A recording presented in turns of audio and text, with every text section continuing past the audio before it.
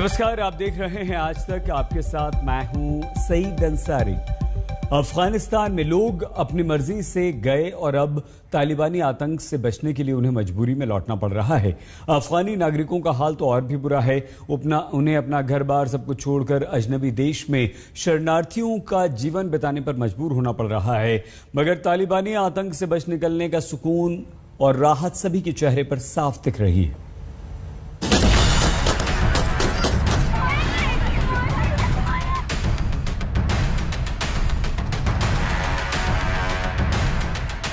ये वो तालिबानी अफगानिस्तान है जहां ना इंसान महफूज है और ना ईमान।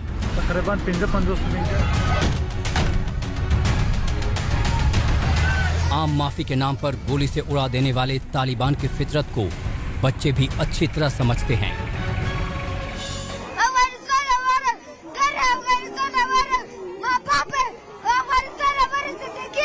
लेकिन तालिबान उसको तबाह बर्बाद कर रहे हैं। तालिबान चाहते हैं कि अफगानिस्तान का सारी दुनिया उसका हो जाए। जब तालिबान पर बच्चों को भी यकीन नहीं तो लोग अपनी जान तालिबानियों के हाथों में कैसे सौंप सकते हैं, फिर चाहे वो हिंदुस्तानी हो या अफगानी सिख और हिंदू। भारत सरकार ने 46 अफगानी हिंदू और सिखों को अफगानिस्तान से बचाकर निकाला। सिख अपने साथ गुरु ग्रंथ साहिब को लेकर काबुल से भारत रवाना हुए। जी नमस्ते सर, ये देखो ये गुरु ग्रंथ साहिब महाराज गाड़ी में बैठे हैं। संगत उतर गई है और बस हम प्लेन की तरफ जा रहे हैं। धन्यवाद करते हैं गवर्नमेंट ऑफ इंडिया का, नरेंद्र मोदी का, मिनिस्ट्री ऑफ एक्सटर्नल अफेयर्स का और पुनीत सिंह जी का और पीपल ऑफ अफगानिस्तान का कि हमको यहाँ से हेल्प करके निकाल रहे हैं और थैंक यू करते हैं। बहुत बहुत धन्यवाद। तो सारा हम बाहर जो है वीडियो नहीं बना सकते, इसलिए ये गुरु ग्रंथ साहिब महाराज हैं और थैंक यू आपका बहुत। भारत का मिशन काबुल जारी है और तमाम खतरों के बीच लोगों को अफगानिस्तान से बचाकर निकालने का सिलसिला जारी है। काबुल से ग्लोब मास्टर के जरिए लोगों को कतर से दोहा लाया जा रहा है, जहां से ग्लोब मास्टर और कमर्शियल विमानों के जरिए वो भारत पहुंच रहे हैं। काबुल एयरपोर्ट पर अमेरिकी सैनिकों का नियंत्रण है। इस टाइम तो बहुत बुरी हालत है, लेकिन जब तक हम निकले थे तब तक इतना ज्यादा नहीं था। तब तक स्टार्टिंग थी वो। उसके बाद में जैसा हुआ है वैसा तो हमने भी न्यूज़ों में देखा, जैसा आप लोग देख रहे हो, जैसा बता रहे हो। लेकिन अब कैसा है, कितना है, इसके बारे में हम कुछ नहीं बोल सकते। अफगानिस्तान से भारत आने वालों में सिर्फ भारतीय ही नहीं हैं, अफगानी भी हैं, जिनमें सिख भी हैं, हिंदू भी और मुसलमान भी हैं। अफगानिस्तान के लोग भी हैं, हिंदुस्तानी जो अफगानिस्तान में रह रहे थे वो भी हैं। और ये देखिए, मैं आपको एक बहुत अच्छी तस्वीर दिखाऊंगा। ये एक छोटा सा बच्चा शायद कुछ महीने का अपने पिताजी के साथ। तो इस तरह की तस्वीरें यहाँ देखने को बहुत मिल रही हैं, जहाँ लोग बहुत राहत की सांस लेते हुए नज़र आ रहे हैं। और हालत तो बहुत ख़राब है वहाँ पर, स्पेशली उन लोगों के लिए जो अपने आप को अनसिक्योर फील करते हैं। अनसिक्योर मीन के वो कुछ गवर्नमेंट पोजीशन पे है या कुछ ऐसे काम पे है कि वो बाहर निकल नहीं सकते। उनके लिए एक निकलना, उनका मूवमेंट ख़तरे से बाहर नहीं है। तो हम एयरपोर्ट पहुँचे और तकरीबन वहाँ पर जो सारा कंट्रोल है वो अभी आप लोग को पता होगा कि अमेरिकन आर्मी के पास है। तो हमें एंट्री एक्सेस के लिए बहुत ही वेट करना पड़ा है। एक दिन पूरा वेट करना पड़ा हमें वहाँ एयरपोर्ट पे। तो लकली रात को हम वहाँ से 12 बजे एयरपोर्ट पहुँचे और फिर 4 बजे हमारा फ्लाइट हुआ वहाँ से। और बहुत बहुत शुक्रिया इंडियन गवर्नमेंट का। एक अंदाजे के मुताबिक करीब 400 भारतीय अब भी अफगानिस्तान में फंसे हैं। इनमें से कुछ लोग काबुल से दूर हैं, मगर हर दिन 2 फ्लाइट से होने वाले एयरलिफ्ट को देखते हुए उन्हें भी जल्द निकाल लिया जाएगा। इस मिशन में अमेरिकी सेना मददगार बनकर आई है। हालांकि अमेरिका के राष्ट्रपति जो बाइडेन भी मानते हैं कि हजारों लोगों के रेस्क्यू का ये मिशन आसान नहीं है। Let me be clear. The evacuation of thousands of people from Kabul is going to be hard and painful, no matter when it started, when we began. It would have been true if we had started a month ago or a month from now. There is no way to evacuate this many people without pain and loss of heartbreaking images you see on television. It's just a fact. My heart aches for those people you see. With this degree of precision, it's the United States of America. Biden Taliban को चेतावनी दे चुके हैं कि एक भी अमेरिकी नागरिक को नुकसान की तो तालिबान को भारी कीमत चुकानी पड़ेगी। वहीं तालिबान ने भी 31 अगस्त तक उसे अफगानिस्तान छोड़ देने को कह दिया है। इसके बाद वो अमेरिका को कोई भी मोहलत देने को तैयार नहीं है।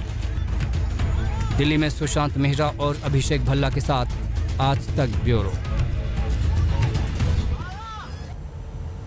20 साल पहले तालिबानी आतंक का सबसे ज्यादा कहर महिलाओं को झेलना पड़ा था। वही डर उन्हें एक बार फिर से सता रहा था। इसीलिए उन्होंने अपने बच्चों के साथ अफगानिस्तान छोड़ने का फैसला किया। मगर बेघर और दरबदर हुई महिलाओं और बच्चों की तस्वीरें कलेजे को छलनी कर देती। तारीख इन तस्वीरों को याद रखेगी। इंसानियत तालिबानियों को कभी माफ नहीं करेगा। मासूमों को अंतहीन दर्द में धकेलने वाले, महिलाओं को आंसुओं के सैलाब में डुबो देने वाले, बुजुर्गों को बेहिसाब तकलीफ देने वाले तालिबानियों को तारीख याद रखेगी। अफगानिस्तान में तबाही मचाने वाले तालिबानियों के एक एक कसूर का हिसाब होगा। जरा सोचिए, एक देश में मची तबाही की इससे मार्मिक तस्वीर क्या होगी कि एक मां विमान में अपने बच्चे को जन्म देने पर मजबूर हो गई। ये तस्वीर जर्मनी के रामस्टीन वायु सैन्य अड्डे की है, जहां अफगानिस्तान से निकाले गए लोगों को ले जा रहे C-17 विमान को उतारा गया।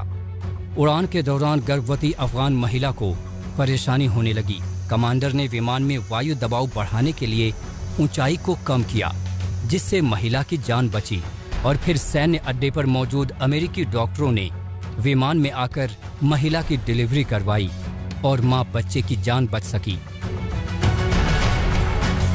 ऐसे ही त्रासदी उन बच्चों और महिलाओं को झेलनी पड़ रही है जो अफगानिस्तान से दरबदर हो रहे हैं। कैसे एक मासूम को तालिबानी जुल्म से बचाने के लिए कांटों का तार इस तरह पार करना पड़ा, जिसकी कभी कल्पना ही नहीं की गई होगी।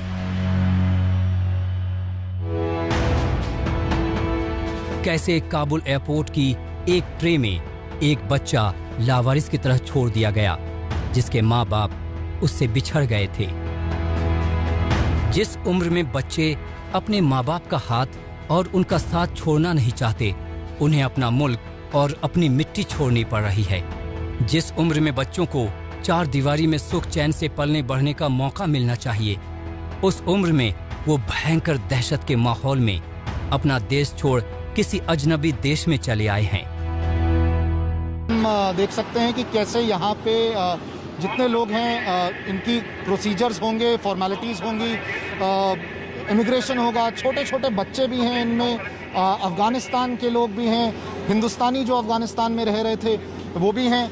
और ये देखिए, मैं आपको एक बहुत अच्छी तस्वीर दिखाऊंगा। ये एक छोटा सा बच्चा शायद कुछ महीने का अपने पिताजी के साथ। तो इस तरह की तस्वीरें यहाँ देखने को बहुत मिल रही हैं। सुकून है कि जान तो बच गई, मगर तकदीर का क्या होगा? माथे पर रिफ्यूजी का कलंक लेकर क्या ये मासूम कभी वैसी जिंदगी जी सकेंगे जो ये अपने मुल्क में तरक्की और खुशहाली के बीच जी सकते थे?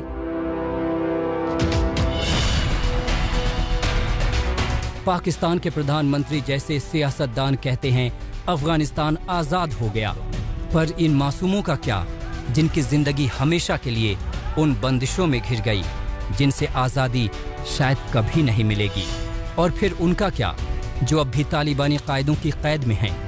करोड़ों महिलाओं और उनके बच्चों की तकदीर में तरक्की लिखी है या फिर आतंक के हाथ का खिलौना बन जाना, ये समझना मुश्किल नहीं है। आज तक ब्यूरो।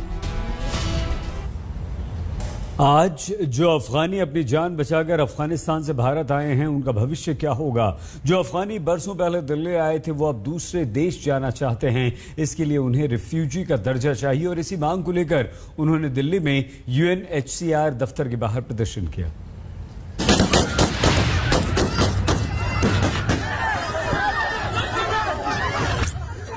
एक तरफ काबुल एयरपोर्ट पर अब भी अफरा तफरी है। एक बार फिर काबुल एयरपोर्ट पर फायरिंग हुई, जिसमें एक अफगानी सैनिक की जान चली गई। दूसरी तरफ अफगानिस्तान से भागकर भारत आए अफगानी रिफ्यूजी का दर्जा हासिल करने के लिए जंग कर रहे हैं। इस वक्त हम दिल्ली के वसंत विहार में मौजूद हैं और यहाँ पर यूनाइटेड नेशंस का जो रिफ्यूजी का ऑफिस है वो यहाँ पर मौजूद है। और यहाँ पर आप देख पा रहे हैं सैकड़ों की तादाद में जो अफगान नागरिक हैं, बच्चे हैं, वो यहाँ पर प्रदर्शन कर रहे हैं। उनकी डिमांड है कि इनको रोजगार दिया जाए, इनको रहने की व्यवस्था की जाए, भले वो देश भारत हो या भारत के बाहर। साथ ही साथ अगर आप देखें तो ये बच्चे नारा लगा रहे हैं,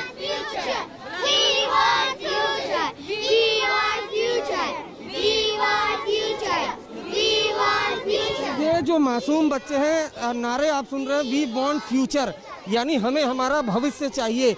इस तरह के नारे यहाँ पर लगा रहे हैं और बाकायदे बड़ी संख्या में महिलाएं हैं, अफगान महिलाएं हैं, बच्चे भी हैं, पुरुष भी हैं, जो लगातार यहाँ पर प्रोटेस्ट कर रहे हैं UNHRC के दफ्तर के बाहर। और इनकी डिमांड है इनका भविष्य क्या होगा। और देखिए जिस तरीके से फिलहाल अफगानिस्तान में हालात बने हैं, लगातार वहाँ से जो लोग हैं वो पलायन कर रहे हैं, अलग अलग देशों में शरण ले रहे हैं। ऐसे में अब इनकी डिमांड और ज़्यादा बढ़ गई है कि इन्हें किसी भी देश में रिफ्यूजी का दर्जा दिया जाए, साथ ही साथ इनको रहने की इनके जॉब की व्यवस्था की जाए। इसको देखते हुए यहाँ पर लगातार प्रदर्शन चल रहा है, जमकर नारेबाजी चल रही है। और जो यूनाइटेड नेशंस का जो रिफ्यूजी का दफ्तर है उसके बाहर सुरक्षा व्यवस्था बढ़ा दी गई है। इन सब के बीच जो अफगानिस्तान का झंडा लेकर जो तमाम लोग हैं यहाँ पर लगातार जो प्रदर्शन कर रहे हैं, उनका कहना है कि इनका भविष्य अब इन्हें चाहिए, वो भी सुरक्षित चाहिए। सुनिए इस बच्ची का दर्द जो अपने लिए एक बेहतर भविष्य चाहती है।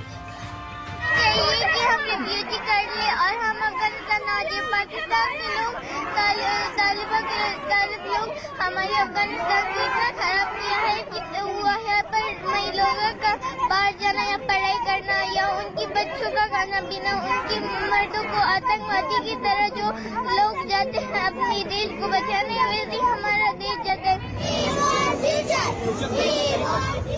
आंसुओं का सैलाब इन मासूमों की आंखों से उमड़ रहा है।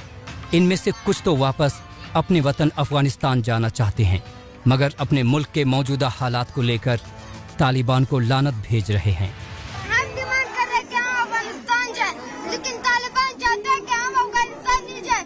अफगानिस्तान हमारा घर है, अफगानिस्तान हमारा माँ बाप है, अफगानिस्तान हमारे जिंदगी है, लेकिन तालिबान उसको तबाह बर्बाद कर रहे हैं। वसंत विहार में UNHCR दफ्तर के बाहर इस प्रदर्शन का मकसद रिफ्यूजी का दर्जा हासिल करना था। दर्जा मिल जाने के बाद ये किसी दूसरे मुल्क में जाकर अपना और अपने बच्चों का भविष्य बेहतर बनाना चाहते हैं। कुमार कुणाल के साथ अरविंदो झा, दिल्ली आज तक। अफगानिस्तान छोड़कर भागने वाले हर रास्ते को अपना रहे।